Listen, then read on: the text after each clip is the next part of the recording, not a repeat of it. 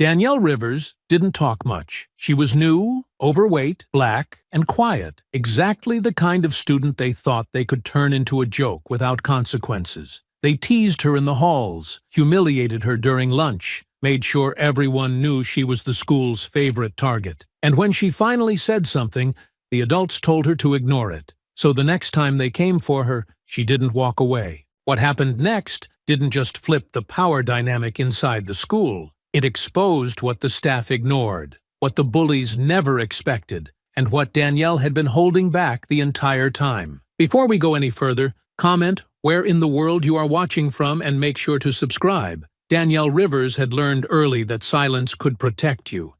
It didn't stop the stares or the whispers, but it gave you space.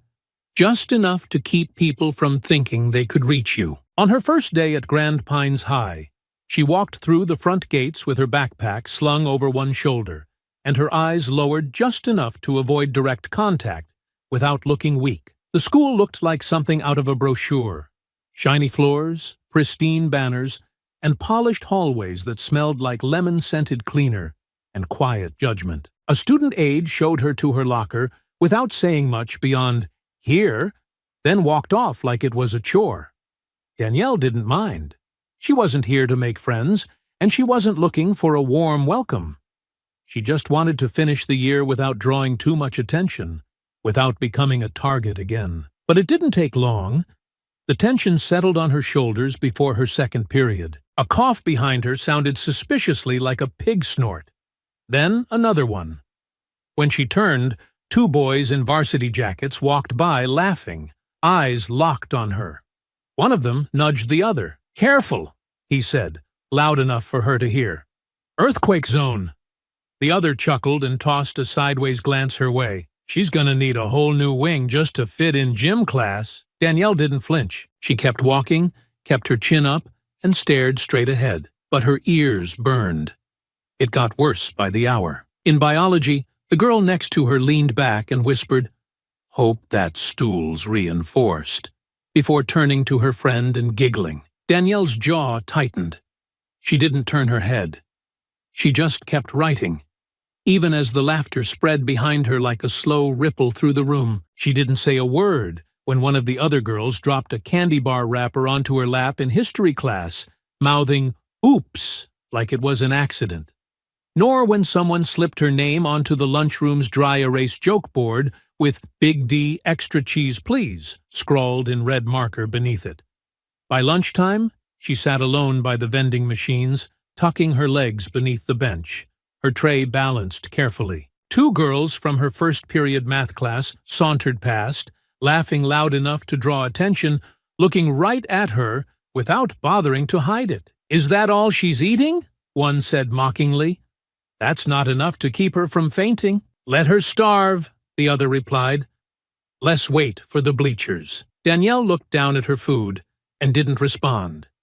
She didn't move until they were gone. She picked up her tray, dumped it without a word, and left the cafeteria with her back straight. In gym, the cruelty turned deliberate. When her name was called during roll, someone oinked behind her. The sound was sharp, cutting through the echo of sneakers and bouncing balls.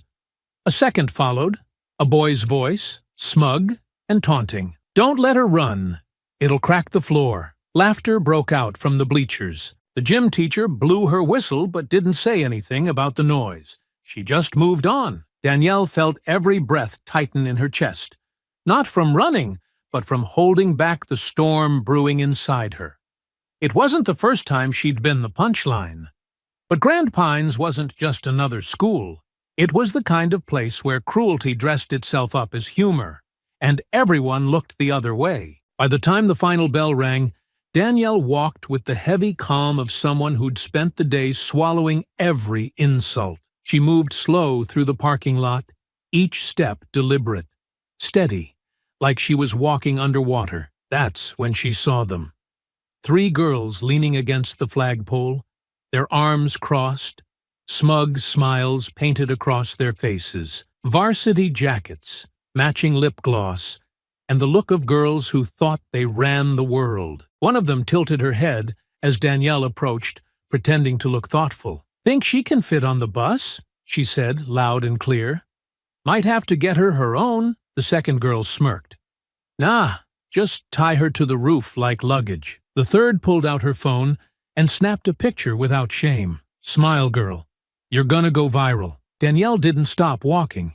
She didn't look at them. She kept moving, face still, hands in her pockets, eyes fixed on the sidewalk ahead. She crossed the street and kept walking until their voices faded behind her. But the picture, they'd taken that on purpose. And in that quiet moment, with her back to them and the sun casting long shadows across the pavement, she knew one thing for certain: tomorrow would be worse. Danielle didn't speak about it that night. She sat at the kitchen table while her aunt cooked, the smell of garlic and onions drifting through the house, music playing low in the background. She stirred her food slowly, not out of hunger, but for something to do with her hands, nodding now and then at her aunt's casual conversation, but offering little in return. Aunt Nia didn't push. She never did. She'd raised Danielle long enough to know that some things needed time before they were spoken out loud. The next morning, Danielle woke up earlier than usual and moved slower than she had the day before. There was nothing wrong with her body, no injury or sickness, but she felt like every muscle had absorbed the weight of yesterday's silence. She dressed carefully, hoodie zipped halfway, and tied her hair back the way she always did when she didn't want to be noticed. She walked into the school building with her head down, but her eyes alert, already scanning faces, already measuring the mood. The first sign came at her locker. Tucked into the slits in the door, crumpled just enough to make sure she'd have to touch them, were candy wrappers, Snickers, Twix, a pack of powdered donuts. She pulled them out and tossed them in the garbage without a word. A girl across the hall nudged her friend and whispered, "Guess someone's got breakfast?" The friend giggled and added, "Probably still hungry." Danielle didn't look at them. She didn't need to. She knew their faces already, the way their expressions barely changed when they said these things, like it wasn't meant to hurt, like it was all just part of the daily script. First period was quiet, but second brought more of the same. Someone had drawn a cartoon on the corner of the whiteboard, right where she always sat, a crudely shaped figure, big and round, with a speech bubble that said, "Feed me." No one said who did it. The teacher erased it without comment. But Danielle saw the smirks around the room. The joke had already done what it was meant to do. In the hallway between classes, she heard her name in a low chant from a group of boys near the water fountain. Danielle. Danielle. The rhythm was mocking, dragged out, said in the kind of sing-song voice little kids use to tease each other. When she passed them, one of them made a loud snorting sound and stepped back dramatically like she'd nearly stepped on his foot. "Damn, girl," he said, hands up like he was trying to defend himself. "Next time, warn us before you roll through." The others laughed, and one slapped the locker door for emphasis. Danielle kept walking, eyes fixed ahead, ears burning but her face still unreadable. Gym class was worse. The gym teacher made the mistake of letting the class choose teams again. Danielle stood in the same spot as always, arms folded over her chest, waiting. The line of captains, 2 boys and one of the girls who always hung around Kelsey, looked right through her. Names were called, people ran to their teams, and Danielle stayed where she was until the last pick was down to her and a boy with a limp. One of the captains sighed. "Fine," he said, pointing at Danielle. "Come on, just try not to fall on anyone." The comment drew more laughter than it should have.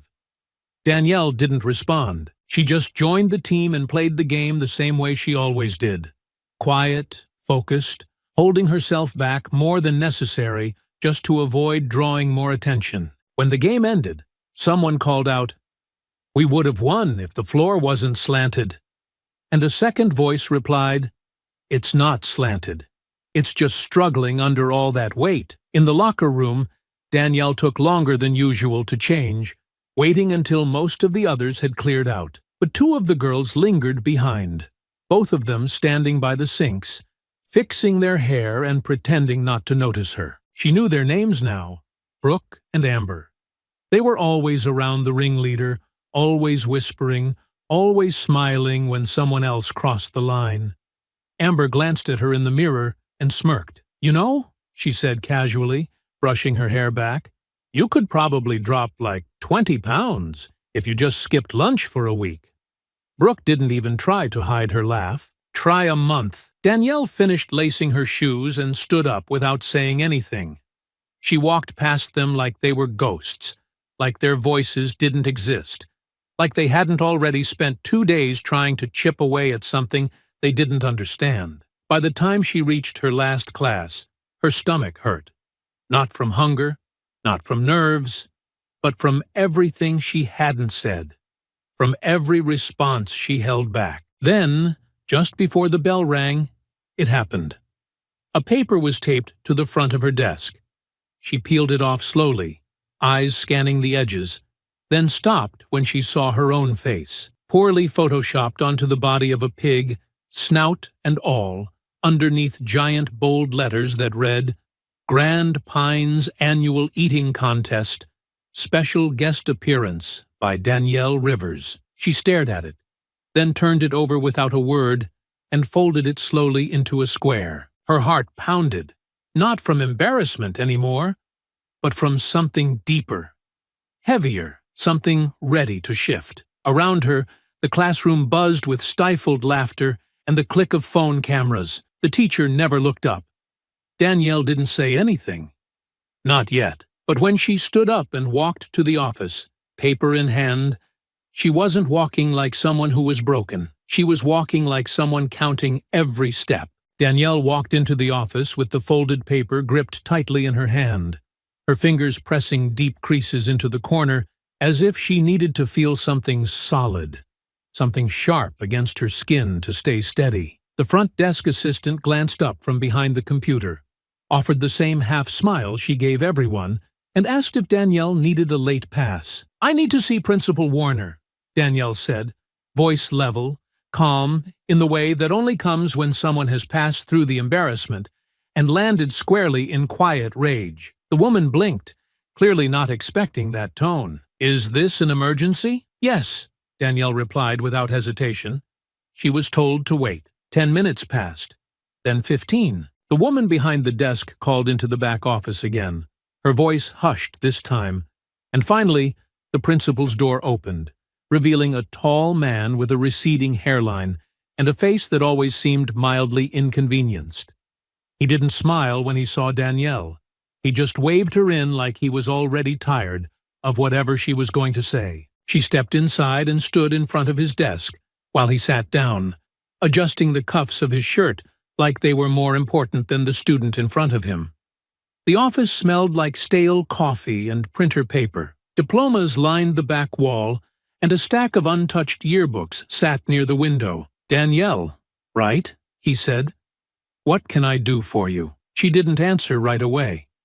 She unfolded the flyer carefully and placed it on his desk. His eyes flicked to it. He stared for a few seconds longer than she expected, long enough to read every word, to take in the image, the title, the laughter behind it. Then he looked up and offered a polite shrug that made her chest tighten. "Teenagers can be cruel," he said, "but the best thing you can do is ignore them. Don't give them the reaction they want." Danielle didn't move. "Sir, this was taped to desks," she said evenly. "People are passing it around on their phones. I've been followed, laughed at, and mocked since I got here. This," she tapped the paper, "isn't just a joke. This is targeted. It's harassment." He leaned back in his chair, exhaled loudly, and gestured toward the paper like it was beneath his attention. "I understand it's upsetting," he said, "but part of being in high school is learning how to deal with people who don't always treat you well. If I punished every student who made a joke, this entire school would be suspended." Danielle's fingers curled into fists at her sides, but she kept her voice steady. "I'm not asking you to suspend anyone," she said. "I'm asking you to do something." "I am doing something," he said quickly. "I'm telling you how to handle it. Rise above it, Danielle. Don't let it get under your skin. They'll move on to someone else once they realize they're not getting a rise out of you." She stared at him, her heart thudding slow and heavy behind her ribs. She felt something sink inside her, not the pain of being humiliated, but the sharp, clean break that comes when you finally understand that no one is coming to help. "Right," she said, and turned to leave. He didn't stop her. He didn't ask for the flyer. He didn't even look up again. She left the office the same way she came in, silent, composed. But something in her steps had changed. The quiet she wore so tightly, the armor she thought would protect her, had cracked. And underneath it, something else had started to move. When she got home, she didn't speak. She went straight to her room, closed the door, and sat on the edge of the bed, staring at the floor. Her bag slumped beside her, shoes still on, hoodie bunched at the elbows. She stayed that way for a long time, frozen in thought, watching her own anger grow into something heavier than sadness. Her aunt found her like that just after 6.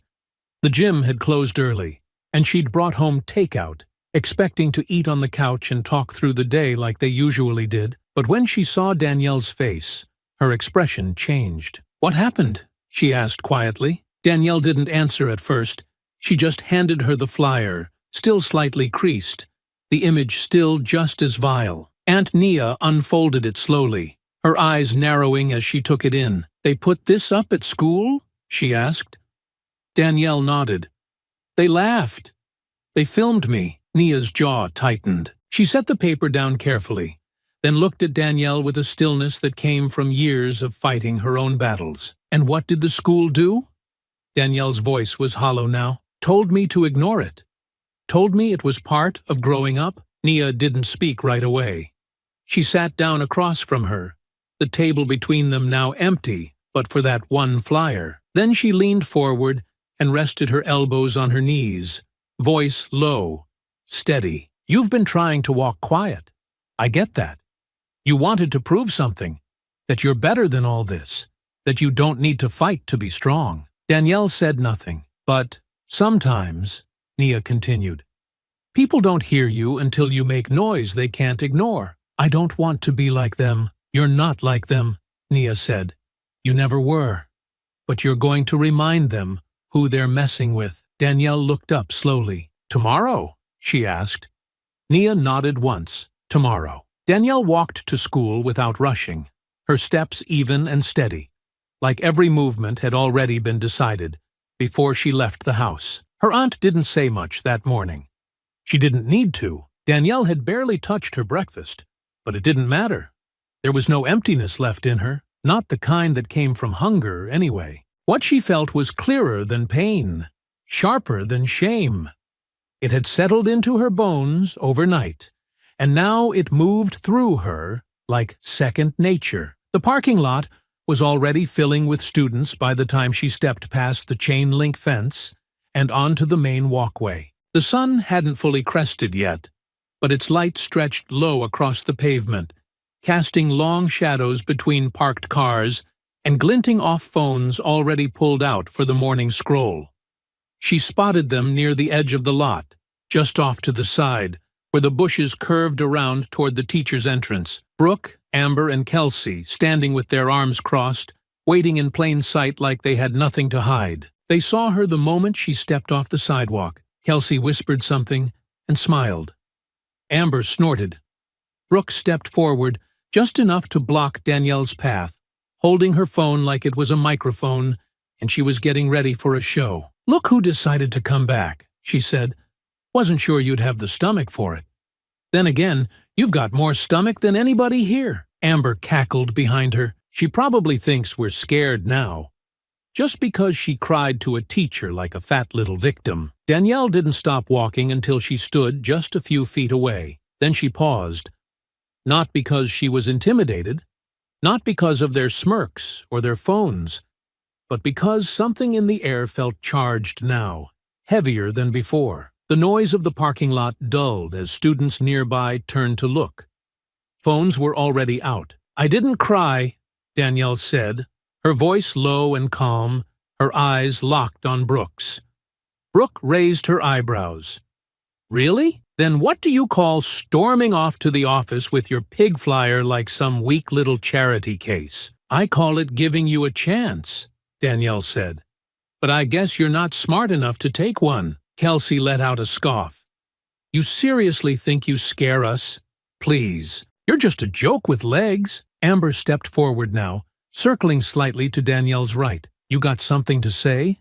Say it, she said. Or are you just gonna stand there breathing hard and hoping we walk away? Danielle didn't flinch. Her hands stayed at her sides. She hadn't raised her voice. She hadn't raised a fist. You had your fun, she said.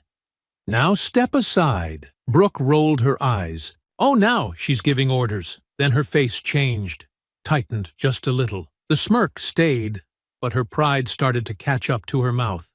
She couldn't back down, not with a crowd watching. You want me to move? She asked, stepping closer, chin lifting. Then move me. Danielle didn't.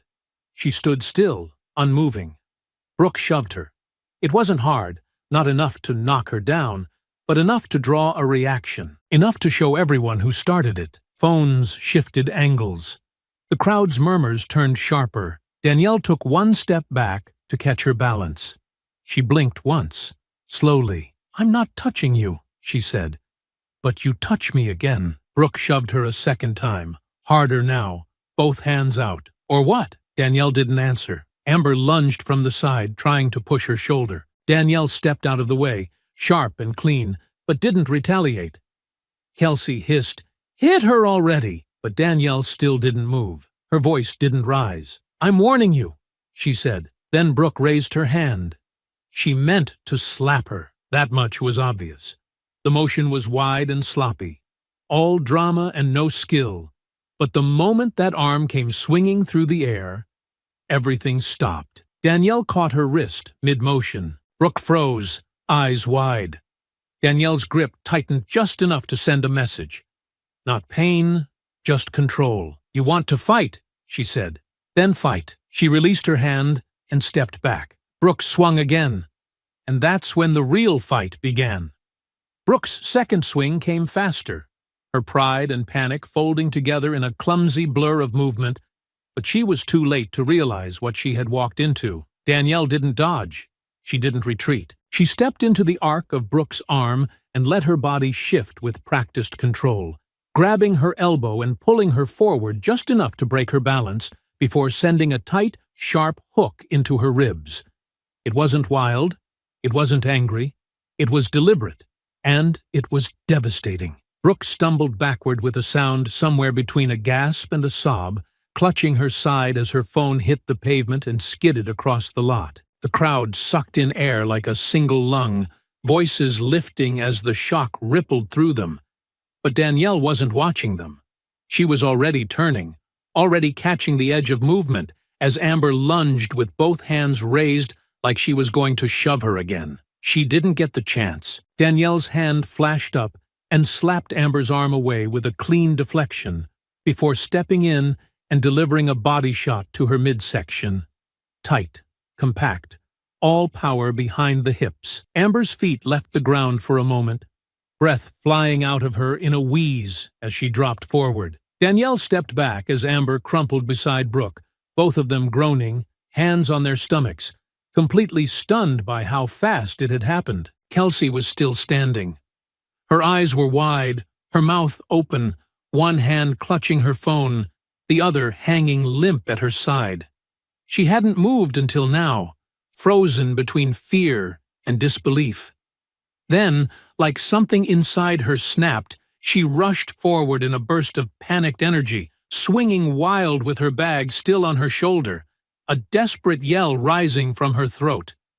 Danielle didn't wait for the strike to land. She ducked low, sidestepped with smooth footwork, and swept her leg across Kelsey's ankles in one clean motion. Kelsey's feet slid out from under her, and she hit the pavement with a yelp that cut off midair, her back slapping hard against the ground. Her phone flew from her hand. Her bag twisted under her side. She lay there, dazed, chest heaving, face flushed with pain and confusion. All around them, The crowd had pulled into a wide circle, some students frozen, others with phones up and recording every second. No one stepped in. No one tried to help. No one even shouted for a teacher. They just watched, caught in the silent awe that only came when something you thought would never happen had just torn itself into the open. Danielle stood at the center, shoulders steady, chest rising with slow breaths. She didn't shout. She didn't gloat.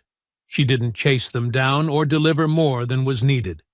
She stood like she'd just finished sparring at her aunt's gym, controlled, alert, but perfectly calm. The bruises wouldn't come until later. The swelling, the fear, the shame, all of that belonged to the girls on the ground. Brooke tried to push herself up, but her arms shook and gave out. Amber rolled to her side, coughing dryly. Kelsey groaned and clutched her back, wincing like every movement was a reminder of what she never saw coming.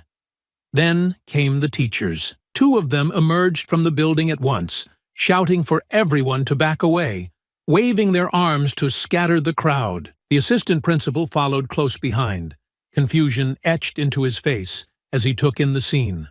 The 3 girls on the pavement, the silent students with their phones, and Danielle standing alone, untouched and unbothered in the middle. "What happened here?" one of the teachers demanded. Nobody answered at first. Then someone in the back said quietly, "They jumped her." She defended herself. The teacher looked at Danielle, then at the girls still trying to sit up. The assistant principal stepped forward, his voice tight, trying to regain control. "Danielle Rivers," he said, "come with me. Now." She nodded once, picked up her backpack without looking at the crowd, and walked calmly past them toward the building. No one reached out to stop her. No one blocked her path. Even the ones who had mocked her the day before said nothing now. They moved aside, faces lowered, phones still rolling, but hands trembling slightly. Inside the office, the atmosphere changed. The front desk assistant stood frozen as Danielle walked in with the assistant principal behind her. The secretary's eyes flicked down to the bruises blooming across Danielle's knuckles and said nothing. They led her into the same room as before. Principal Warner was already waiting. He looked up from his computer as the door opened, his expression flat but tight at the corners. "Sit down," he said. Danielle did. "I'm told you were involved in a fight," he said, opening a folder that hadn't been touched. "I was attacked," she replied. "I defended myself." He didn't respond immediately. He looked down, pretending to read something, then finally met her eyes. "You're suspended," he said, "pending a full review." Danielle didn't flinch. "Okay." Outside that room, the footage had already left the school grounds. It was bouncing from phone to phone, being uploaded, shared, commented on, replayed. No one had edited it. No one needed to. The images were clear. Danielle standing still while Brooke shoved her, Amber charging with both hands, Kelsey flailing wild, and then all 3 of them dropping one by one in the span of seconds. Danielle didn't know any of that yet. She just sat still in the chair, staring forward, unshaken. For the first time since she arrived at Grand Pines High, the silence around her didn't feel heavy. It felt earned. By the time Danielle stepped out of the principal's office with her suspension letter folded neatly in her pocket, the video had already spread far beyond the school's walls. Someone had uploaded it before first period even began, captioned with a simple line, "She warned them." It wasn't edited or cut for drama. There were no filters, no sound effects, no slow motion, just shaky footage from 3 angles, showing a group of girls surrounding one student, making threats, throwing the first shove, and then hitting the ground one after the other, clean and hard, under hands that never moved with panic, only purpose. The comments came fast. Why did they press her first? She told them not to touch her. This ain't a fight. This is a defense class. Students who'd stayed quiet for weeks now had something to say. Some anonymously posted that they'd seen the flyers, seen the lunchroom cruelty, heard the pig noises in gym, and the candy wrappers in her locker.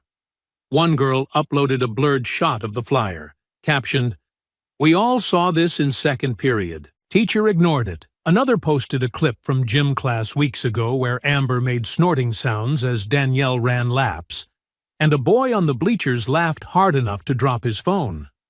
The video had always been there. It just hadn't mattered. Until now. Local news picked it up before lunch. The headline was simple: "Student suspended after beating bullies.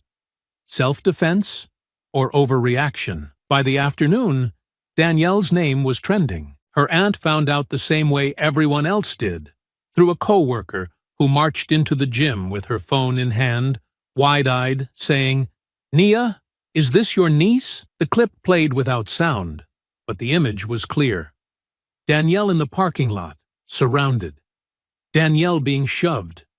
Danielle holding her ground. Danielle striking with force that came not from anger, but precision. The clip ended with the three girls on the ground and Danielle standing above them like the ground had always belonged to her. Nia said nothing at first. She watched the video once, then again, before reaching for her keys. She left the gym early, drove straight to the school, and walked through the office without asking for permission. When she stepped into the front office, the secretary froze mid-keystroke. Nia asked to speak to Principal Warner. Her voice was even. Her face was unreadable. She was told to wait. She didn't. She walked to the door, opened it, and found him sitting behind the same desk that had once dismissed Danielle like she didn't matter. "You suspended her?" Nia asked. Warner looked up, startled, but recovered quickly. "I did. A temporary measure. There's a process we must follow." "Is that so?" Nia replied, her tone flat. He shifted slightly in his chair, already defensive. "Miss Rivers, I understand your concern, but there are policies in place. Regardless of context, physical altercations are not tolerated." "Your niece defended herself," Nia said, cutting him off without raising her voice. "After being harassed for weeks, after you ignored every warning sign, you had a chance to step in. You chose not to." Warner folded his hands. "It's not that simple." "It never is for girls like her, is it?" Nia said, leaning forward. "But now the whole city's watching. So you tell me, what happens when everyone else sees what you didn't care to look at?" He didn't answer. She left before he could. Outside the school, reporters were beginning to gather. A local station van idled near the crosswalk. Microphones waited at the curb. Danielle wasn't home yet, and Nia wasn't going to let them corner her. She issued a short statement to one camera. Nothing dramatic, just clear. She asked for help. She was told to toughen up. She was mocked, attacked, humiliated. Then she stood her ground. Now everyone wants to talk. Good. Let's talk. That was all it took.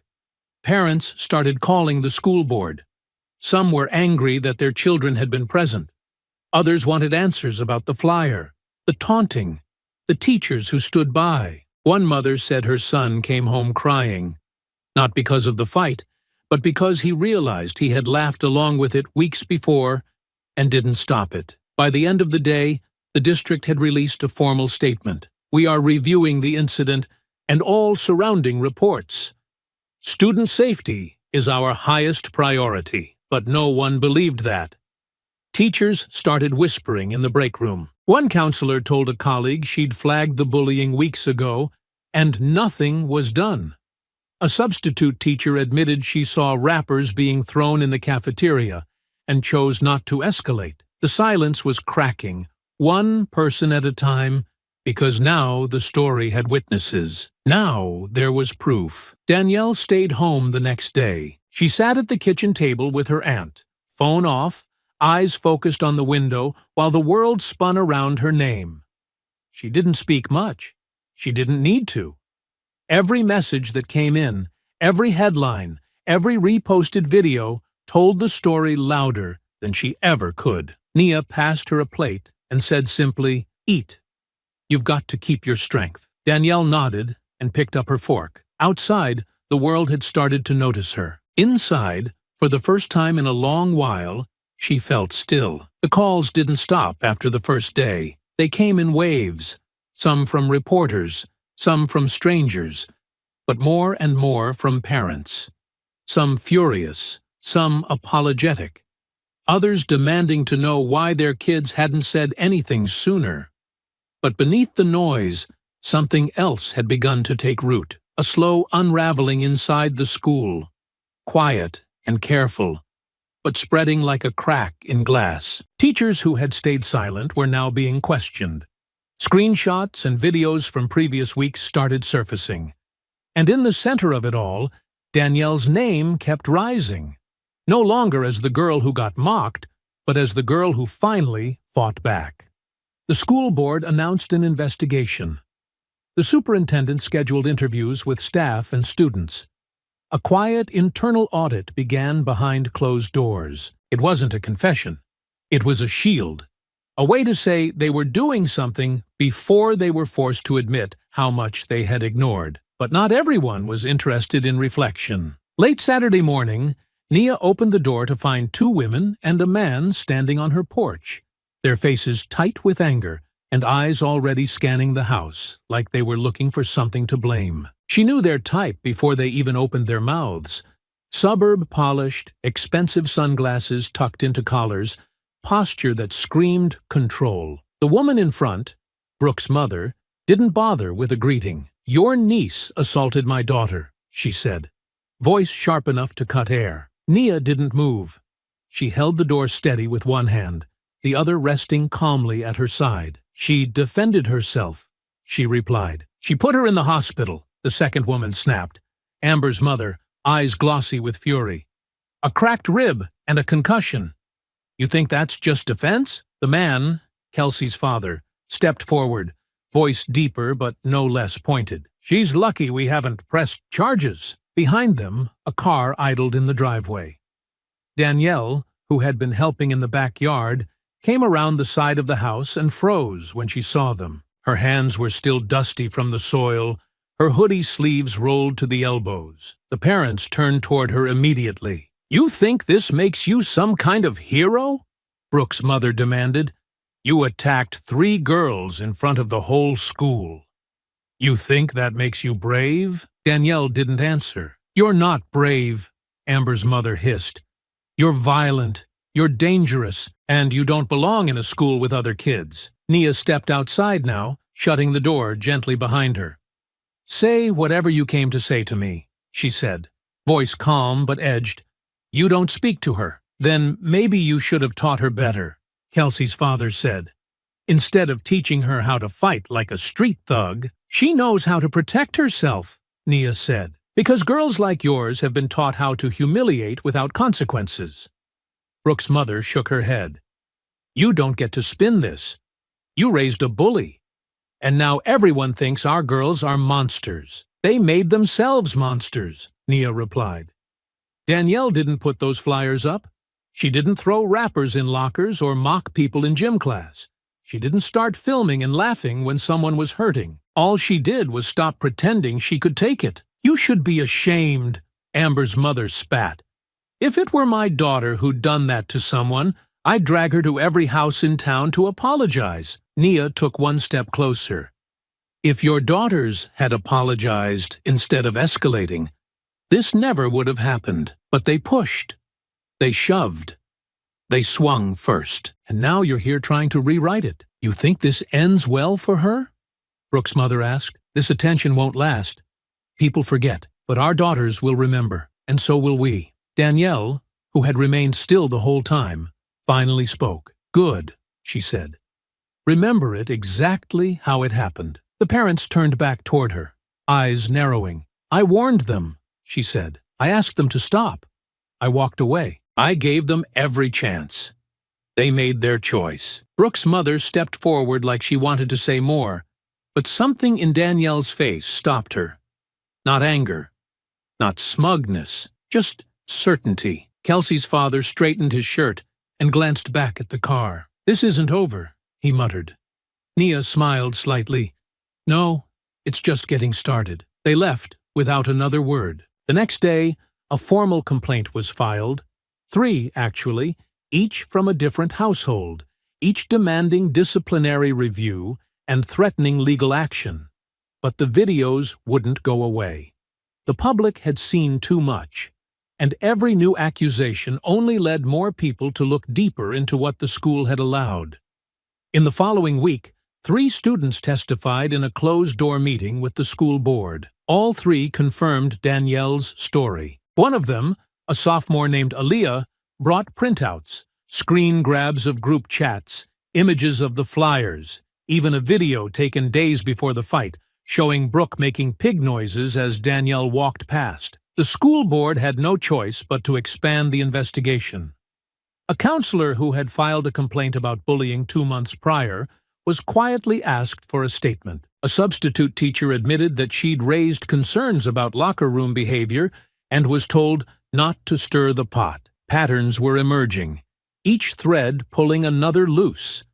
The principal hadn't commented publicly, but his silence had started to speak louder than anything else. The school board meeting took place on a Thursday evening, behind glass doors in a room that usually held planning discussions and budget talks, not public scrutiny. But that night, the room was packed. Parents sat shoulder to shoulder in stiff chairs, some holding printouts of the video, others with folded arms and tight mouths. Teachers stood at the back near the walls, eyes low but listening. Reporters lined the far side, cameras tucked against their shoulders. And behind the board members' polished table, Superintendent Latham cleared his throat, adjusted his papers, and read from a prepared statement. "We are here," he said, "because our system failed to protect a student." No one interrupted. The week leading to the meeting had been relentless. Evidence piled up faster than they could respond. Students submitted statements describing what they'd seen and heard. Parents forwarded screenshots from group chats. Even teachers, quiet at first, began speaking in confidence, describing a culture where certain students were allowed to do as they pleased, so long as they came from the right families, smiled in the right places, and didn't draw too much attention to themselves. A senior math teacher admitted that complaints about Brooke and her circle were dismissed at staff meetings. A janitor turned in a stack of confiscated flyers he'd collected from the bathrooms over 2 weeks, unsure at the time what to do with them, but now relieved he hadn't thrown them away. The board didn't make a dramatic announcement that night. There was no sweeping declaration, just a slow unraveling of decisions that piece by piece began to rebuild what had been broken. Principal Warner submitted his resignation the next morning. It wasn't framed as punishment. The official letter cited personal reasons and the need for new leadership, but everyone understood. His face didn't appear on the morning announcements again. His nameplate was taken down by noon. That same day, the disciplinary committee reconvened to review Danielle's suspension. After a private hearing with her and Nia, and after reviewing the full extent of the footage, the board voted unanimously to overturn it. The next message came to Nia by email, short and formal. Danielle Rivers's suspension is lifted effective immediately. Please contact the office to arrange her return. We deeply regret the circumstances that led to this outcome. It wasn't an apology, but it was enough. Danielle didn't react when she read it. She sat at the kitchen table, hands folded around a glass of water, her aunt reading over her shoulder. When she finished, she passed the phone back and said simply, "I'll go back Monday." Nia nodded. "You ready?" Danielle looked out the window, then back at her plate. "I've always been ready." They just weren't. Meanwhile, the fallout continued. Brooke, Amber, and Kelsey were called in for individual review meetings with the district's disciplinary panel. Their families tried to argue context, emotional distress, provocation, even fear, but the evidence didn't bend. Footage, witness accounts, and prior complaints painted a picture too clear to dismiss. They were expelled by the end of the week. The decision didn't sit well with their parents, who gave carefully worded interviews to sympathetic outlets, trying to spin the narrative, but public opinion had already turned. The footage had gone too far.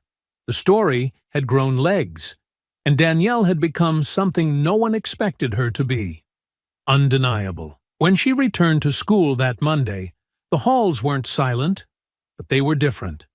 Whispers followed her, but not the cruel kind. Students moved out of her way, not out of fear, but with a kind of guarded respect. Teachers greeted her with quiet nods. Even those who'd once ignored her presence now looked up when she passed. She didn't smile.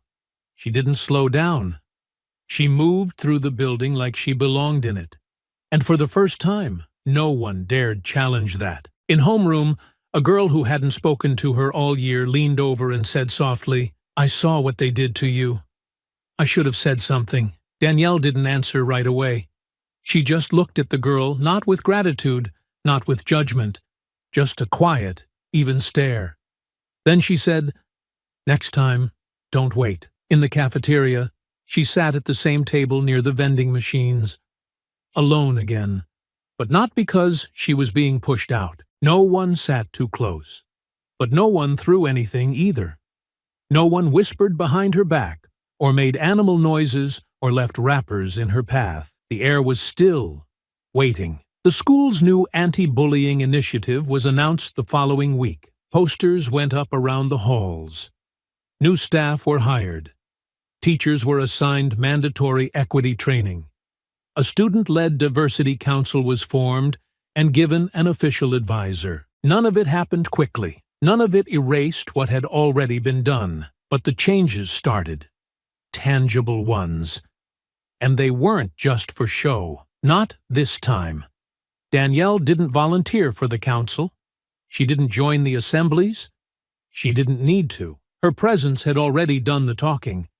Her silence had already said everything. By the end of that first full week back, her name wasn't just a headline anymore. It was a reminder, a lesson, a shift. And it had weight. The changes inside the school had settled like new furniture. Clean, fresh, but not entirely comfortable yet. Posters lined the walls with messages about dignity and respect. Teachers paused longer when walking past groups in the halls. Students spoke softer when certain names were mentioned. Danielle had returned to class, quiet as ever. But the weight around her had shifted. She didn't need to announce anything. She didn't need a crowd.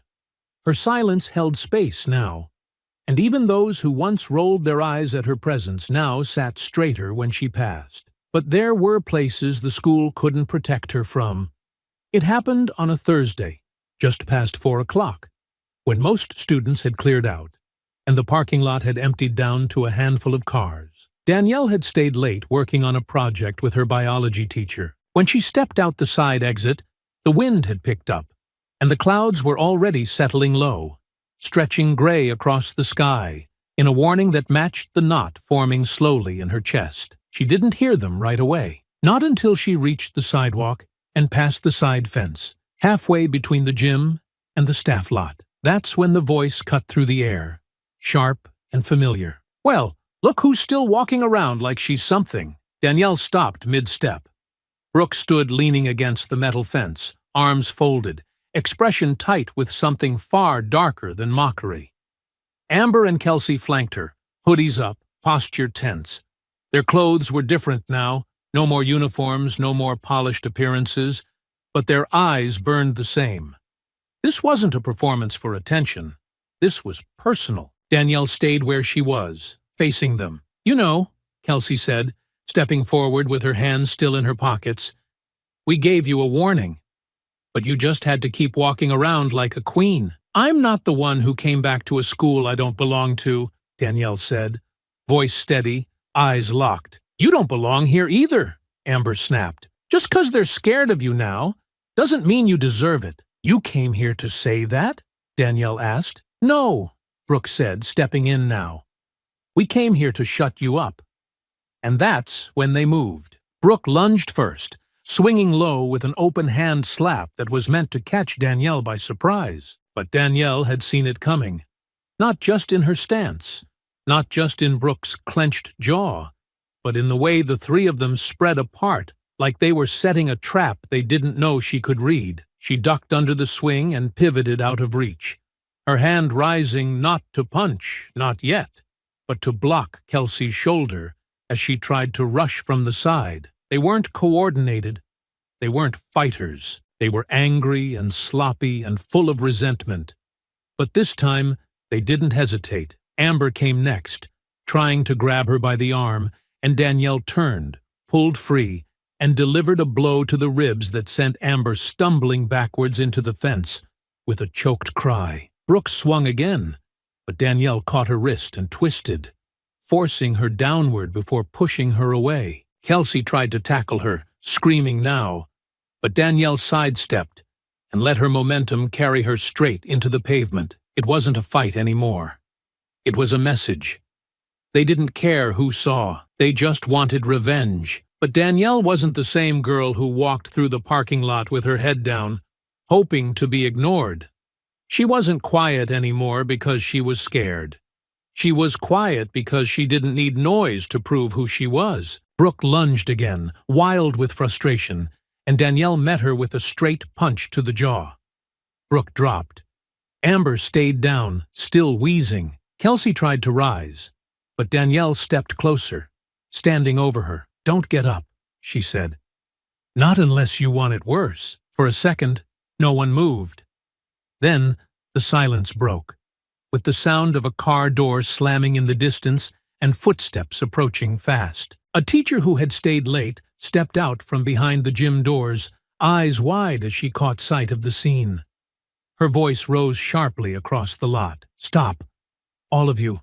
Don't move." Danielle stepped back immediately, hands open, breathing hard, but still in control. The girls didn't say anything. They didn't try to explain.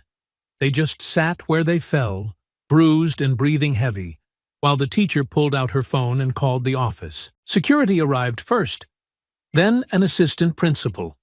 Then, a few minutes later, the school resource officer. Questions were asked. Notes were taken. Names were written down. Danielle didn't raise her voice. She told them what happened. She didn't try to embellish. She didn't try to soften it either. The officer looked at the other girls, then back at Danielle, then down at the scraped pavement, and the bruises starting to show. "This isn't a school issue anymore," he said. "This is going to be police business." Danielle didn't blink. "Okay," she said. It wasn't the first time they'd tried to break her. But now, someone else would be writing the report. The police interviews started that same evening, first at the school, then at the station. No one was taken in handcuffs, but it was clear from the way the officers spoke that this was no longer being handled as schoolyard drama. Danielle sat in a private room with Nia beside her. The officers' questions measured but firm, each one repeating the timeline, the location, the number of people, the words exchanged before the first swing. Danielle answered every question without hesitation, without rushing, her tone level and her gaze steady. Nia didn't interrupt, didn't offer input unless asked. She just sat with her arms folded and her eyes fixed on the officer, like she was taking mental notes of every sentence spoken. The officer closed his notebook after an hour. "You're not under investigation," he said. "From the footage and what we've gathered so far, you acted in self-defense again. But this time it's different. They were expelled. They came back. That makes this criminal trespassing at minimum." Danielle nodded slowly. "I didn't go looking for them." "We know," the officer said, "but now they've crossed a different line." Across town, another conversation was unfolding, this one behind closed doors in the offices of the Bullies' parents, where lawyers had been called in and voices raised over phone calls and paperwork. The moment the police became involved, the tone shifted from indignant to cautious. It was one thing to spin a school fight into victimhood. It was something else entirely when charges were on the table. Trespassing, assault, intent to harm. The labels didn't sound like teenage mischief anymore. By Friday morning, the story had made another leap in coverage. Expelled students return, attack teen again. Police now involved. The article ran with screenshots from the second video, one of Danielle blocking a strike, another of Amber on the ground near the fence.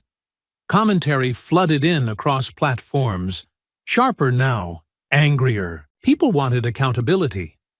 Not just from the girls, but from the families that had allowed it to escalate twice. Danielle walked through school that day with more eyes on her than ever. Some were supportive, some uncertain, some just waiting for something to happen next. But the difference now was that no one dared speak around her like they had before. Whispers fell short.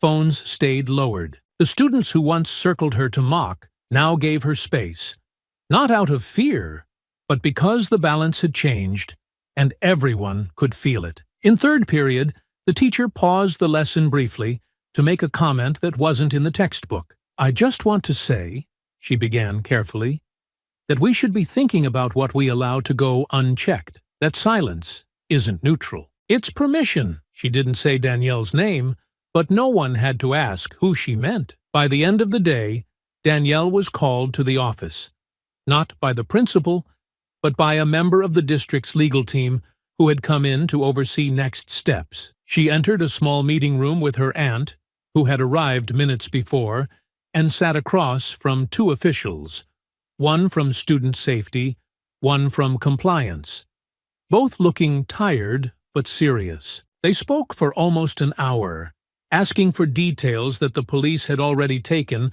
but wanting their own version for internal records. There was no suggestion of punishment this time, no mention of suspension or code of conduct violations, only confirmation of the timeline, of who had said what, of how Danielle had responded, and when. "We want to make sure you feel safe returning to campus," the woman from student safety said. "I'm not scared of them," Danielle replied. "No," the woman said, her voice softer now, "but it's our job to make sure you don't have to be." Outside that room, the school board had already started discussing what additional measures would need to be taken. The former principal's name resurfaced. Questions about what signs he ignored, what patterns he failed to report. An internal audit revealed missed warning signs, dismissed staff concerns, and records of complaints that had quietly disappeared from files. Meanwhile, the police department submitted their report to the district attorney. 3 separate charges were filed, one for criminal trespassing, one for attempted assault, and one for conspiracy to cause harm on school grounds. The words sounded heavy in court language, but they matched exactly what the second video showed. Danielle didn't cheer when she heard the news. She didn't smile. She sat at home with the report open on her aunt's tablet, reading through the language slowly, making sure she understood every word. "They're going to have to stand in court now?" she asked. "Yes," Nia said.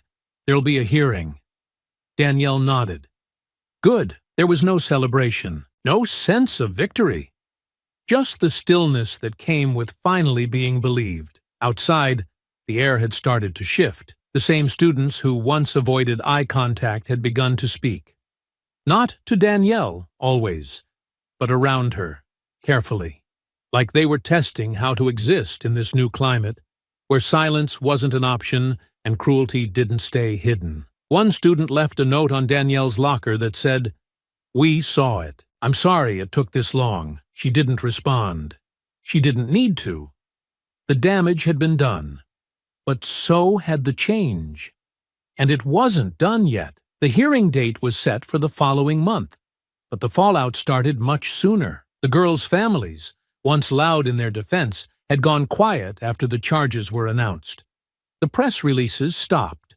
The social media posts were deleted. Even their lawyers began advising a different tone. Less blame, more regret. But the damage was already done. The second video had erased any doubt that lingered after the first. Whatever story they tried to spin now sounded like noise. Danielle still went to school every day, just as she had before. She walked the same halls, sat in the same classrooms, kept her head level and her voice measured. But the conversations around her had shifted again. Not just about her, but about the school, the district, and the long list of questions nobody could keep ignoring. A local advocacy group began organizing meetings with parents. Students started writing essays for their English classes on school accountability, on bystander silence, on how culture is shaped not just by rules, but by what gets overlooked. The district superintendent called a press conference midweek, standing stiff in front of the same podium that had once been used for announcing sports achievements and honor roll updates. This time, the subject was different. "We failed to act swiftly," he said, "and because of that, a student was harmed multiple times on our watch. Moving forward, we are implementing a third-party review of all harassment complaints filed within the last 3 years. Every unresolved issue will be reopened, and every failure to follow procedure will be addressed." It wasn't a complete apology, but it wasn't a deflection either. And that mattered.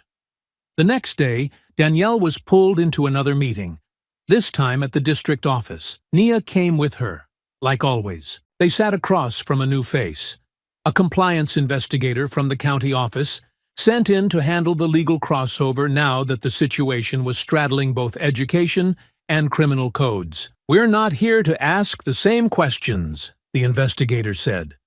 "We're here because your name's been tied to something much bigger than a fight." Danielle didn't react. She just listened. The investigator continued. "Your school had complaints about bullying that never reached our department. We have reason to believe some of those records were buried or ignored, and you're not the only student who was targeted." Danielle's eyes narrowed slightly. "So what happens now?" "We build a case. We interview more students. We find out how deep this goes." Nia leaned forward. "And what do you need from her?" "Nothing she hasn't already done," the investigator said. She spoke up. She told the truth. That's more than most people manage. Later that evening, Nia got a call. This time, not from the school, not from a reporter, but from Brooke's father. He didn't yell. He didn't threaten. He asked for a meeting. "We need to talk," he said. "Not about the girls. About how this ends." Nia agreed to meet, but not in private. They sat outside a cafe 2 blocks from the gym, in full view of anyone passing by. Danielle didn't attend. She didn't need to. This wasn't her conversation. He came alone. Suit jacket slung over his shoulder, face drawn with exhaustion. He didn't touch the coffee he ordered. He didn't look Nia in the eye for the first few minutes. "We're not trying to avoid accountability," he said. "We just want to keep things from getting worse." "They already did," Nia said. "Your daughter put her hands on mine twice." "She made a mistake," he said. "She made a choice," Nia replied. "And so did you. Every time you ignored who she was becoming." He leaned back and rubbed his face. "Lawyers are telling us to go for a deal. Plead out, reduce the charges. But I wanted to ask, off the record, what it would take to make this right." Nia shook her head slowly. "You're too late for that kind of talk," she said. "This isn't about revenge. It's about truth. And the truth needs to run its course." He nodded, defeated. "Then I guess we're going to court." "You are," she said.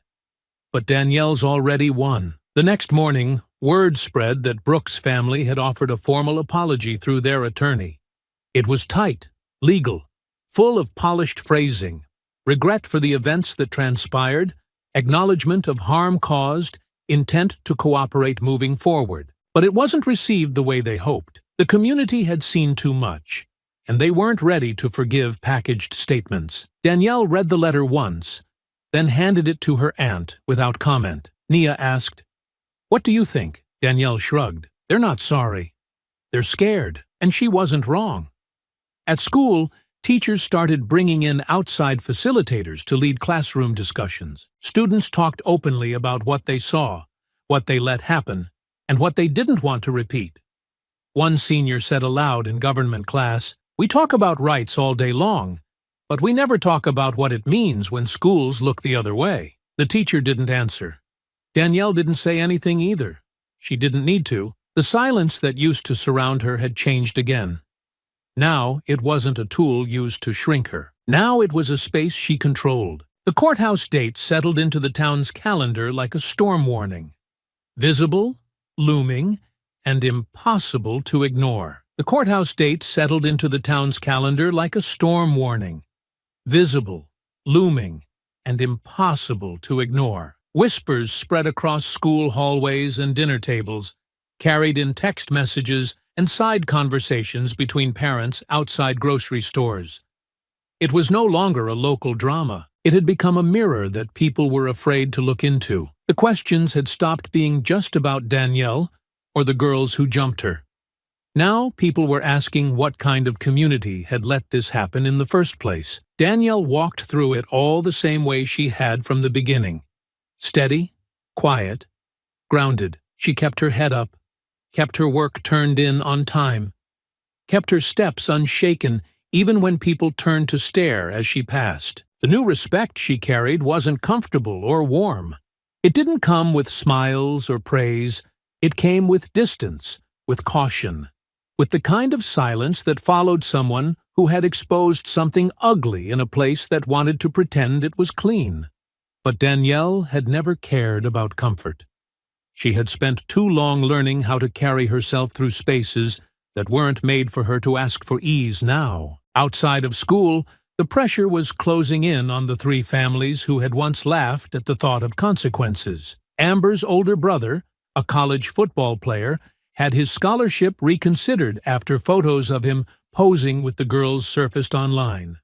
Kelsey's father, a local insurance agent who once boasted about knowing the mayor, found himself fielding quiet phone calls from clients, asking if his name would be in the papers again. Brooke's mother, once president of the school's booster club, had stepped down without a word.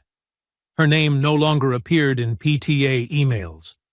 What began as arrogance had soured into paranoia. And then the threats started. It began with a voicemail. No name, just a voice that said, "Keep pushing, and it won't end in court." Danielle's aunt reported it immediately. The officer who took the report looked genuinely unsettled. Then came a note slipped into their mailbox, words typed and unsigned. "You made your point. Back off. Let it die." Nia handed it straight to the detective assigned to the case. No hesitation, no panic, just a clean chain of custody and a face that said she wouldn't be moved. Danielle didn't say much about it. She sat on the couch with her legs tucked under her, the envelope still sealed in an evidence bag on the kitchen table. Her eyes were steady, focused not on the threat itself, but what it confirmed. "They're scared," she said finally. "That means they're losing." In the days that followed, more fractures began to show. A student who had once laughed behind Danielle's back now avoided eye contact completely. Another quietly asked if she needed help with her project in English class. A few younger students had started mimicking her silence, not out of fear, but because it gave them permission to stop pretending. And across the school, something deeper was beginning to shift. The counselor who had once flagged the bullying and been ignored was now helping lead weekly meetings with students who had experienced harassment. Teachers who had brushed things off before were now stepping in more quickly, asking questions, making notes. The changes weren't loud or flashy, but they were real, and they were because of her. But pressure builds even under progress, and one morning, just a week before the hearing, Danielle stepped into the school lobby and found a group of students standing beside the lockers. 3 girls, none of whom had ever spoken to her directly, holding up their phones with a flyer on the screen. Another fake eating contest. A new one. Different title. Same mockery. No one had printed it. It was being shared quietly, through airdrop and private group chats. Someone had tried to start it all over again. Danielle looked at the image. She didn't flinch. She didn't speak. She just turned and walked to the office, calm and clear. This time, there was no hesitation. The dean met her halfway. The flyer was pulled from 3 phones on the spot. The student responsible, an underclassman from another grade, was suspended before 3rd period ended. And within 24 hours, the district released a statement calling the incident part of an ongoing effort to intimidate a student engaged in legal proceedings, and promising full cooperation with law enforcement. Danielle sat in the back of the library when she heard about the suspension. Her shoulders didn't move. She didn't react. She had learned not to take comfort in fast actions. What mattered wasn't punishment. What mattered was that they didn't think she'd fold. That night, as the sun dropped low and shadows stretched long across the living room floor, Nia sat beside her and looked out the window. "They're going to keep trying," she said. "Even after the hearing, people like that don't stop easy." Danielle nodded once. "I'm not going anywhere," she said. And she meant it. Whatever came next, she would face it the way she always had. Head on, steady, unshaken, with nothing to prove and nothing to hide. The next time they said her name, they would remember why they'd started whispering in the first place. The courtroom was smaller than people expected, tucked into a second-floor corner of the county courthouse, with faded chairs, dull walls, and a clock that ticked too loudly once everyone had settled in. But what the room lacked in size, it made up for in weight. Reporters lined the back wall, notebooks ready, but cameras forbidden. A few parents sat in silence near the middle row, some with crossed arms, others with folded hands and tight expressions. School administrators were seated near the side, flanked by district representatives who had learned, by now, to let their attorneys do most of the talking. Danielle sat at the front beside her aunt, her hands folded neatly in her lap. Not nervous, not excited, just ready. The girls sat across the aisle, separated by their respective lawyers, none of them looking at her. Their posture said everything. Shoulders pulled in, eyes lowered.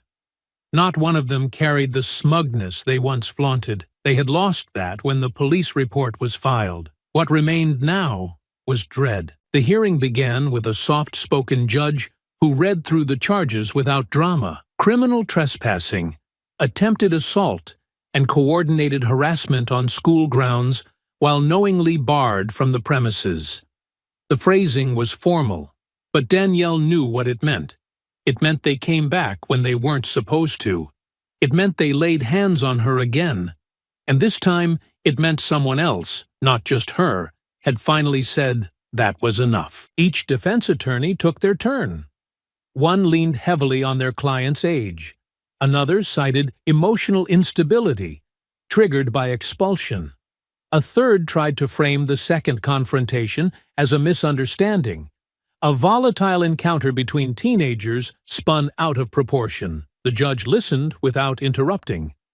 The room held its breath without moving. Then came Danielle's turn. She didn't take the stand to cry. She didn't take it to lecture. She spoke clearly, without rushing, answering every question with the same calm she had shown in every hallway, every meeting, every video that had gone viral before anyone learned her name. She described the first flyer. She described the candy wrappers, the mocking voices in gym, the threats, the laughter, the silence from teachers who didn't want to be involved. She described how she tried to walk away again and again, until walking away only gave them more permission. She ended with one line that silenced even the sound of the clock. "I did everything I could not to fight them, but they came looking for me twice." The judge nodded slowly. "You're not on trial today," he said, "and for what it's worth, I believe you." There was no applause, no outburst, just the still, undeniable shift of truth settling into the room. After a brief recess, the judge returned and delivered his ruling. All three girls were found guilty on the trespassing and assault charges. The court declined to move the case into juvenile detention, but each girl was sentenced to probation, mandatory counseling, and enrollment in an alternative education program. The judge ordered them to stay 500 feet from Danielle at all times, and barred them from setting foot on any school grounds within the district. Violations would result in immediate arrest. Their families sat frozen, their attorneys whispering, their expressions blank with shock they tried to hide behind forced composure. But the consequences were real now. Permanent records, legal restrictions, a clear message not just to them, but to anyone watching. Danielle stood when it was over. She didn't smile. She didn't celebrate. She walked out with her aunt beside her, straight-backed and silent, the same way she had walked into the building, on her own terms. Outside, the sky was clear. Reporters called out, asking for comments, for reactions, for statements. Danielle said nothing. Nia answered with a short line, and nothing more. She told the truth, and the truth held. In the weeks that followed, The aftershocks rippled through the school and beyond. The district implemented new reporting systems, anonymous complaint portals, quarterly reviews. A full-time equity officer was hired. Teachers began receiving training they should have had years ago. The old culture of letting things slide, of looking the other way, didn't disappear overnight, but it started to lose its footing. And Danielle, the girl who had once been mocked behind her back and ignored when she spoke, became the name people mentioned when they talked about change, not as a symbol, not as a cautionary tale, but as the girl who stood up, held her ground, and didn't flinch, even when it was easier to stay quiet. She didn't ask for attention, but she got it, and now nobody could take it back. It didn't happen all at once, but the silence around Danielle changed shape after the hearing. Where it had once closed in on her like a wall, now it followed her like a boundary people knew not to cross. She still walked the same hallways, passed the same lockers, sat in the same classrooms, but the energy that once met her at every turn, mocking glances, whispered jokes, long stares filled with judgment, had gone quiet, not because people had suddenly become kinder, but because they had been forced to see her, not as a stereotype, not as a target, but as someone who had endured everything they threw at her and stayed standing. The school adjusted around her, bit by bit. Some teachers changed the way they moved through the building. They lingered longer in the halls between periods. They watched more closely during lunch. They called things out that they used to let pass. Students noticed. Conversations shifted. Some still didn't say anything, but now it was hesitation, not apathy, that held them back. Danielle didn't talk much about the trial once it ended. She didn't bring it up in class, or answer questions from kids who wanted details after staying quiet all semester. She let her silence say what needed to be said. Her presence alone was reminder enough. But there were moments, small ones, where the change felt real. Like the day she found a handwritten note inside her locker, folded in half, with neat blue ink on lined paper. It wasn't signed, just a message. You made me realize I was part of the silence. I won't be again. She didn't know who wrote it. She didn't try to find out. She tucked it into her bag and kept walking. At home, life settled into a steadier rhythm. Her aunt still ran the gym, still came home with chalk on her hands and soreness in her shoulders. But now there was something new in the way she looked at Danielle. Pride that had always been there, now tempered with a kind of respect that was no longer just protective. Nia had taught Danielle how to fight with her hands, but Danielle had taught herself how to fight without ever needing to strike first. Some nights, they sat on the porch without talking.